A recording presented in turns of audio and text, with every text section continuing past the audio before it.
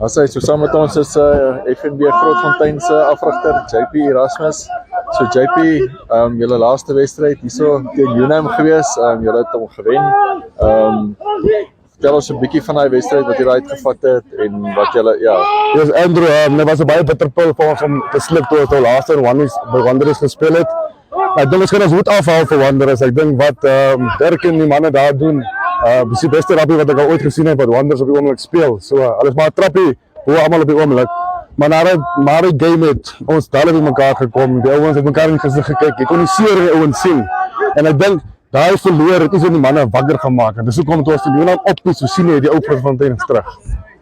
As hy so julle het baie daarna gevat uit daai verloor uit. So vandag kudos wat hier so is, as ek nou gekyk het na die records, dink vandat julle 2021 Premier League begin speel het, daai eerste 2 keer wat julle teen Kudos gespeel het, julle gewen. Daarna elke keer Kudos wat alles het klein punte verskille, maar hoe sien julle het in Kudos? Kyk, Kudos is nooit maklik, jy wil by die huis speel of wegspeel. Kudos is daai onvoorspelbare span. Hulle kan vir die forwards bring, hulle kan met die back speel. So hulle is min of meer presies dieselfde span as wat ons is.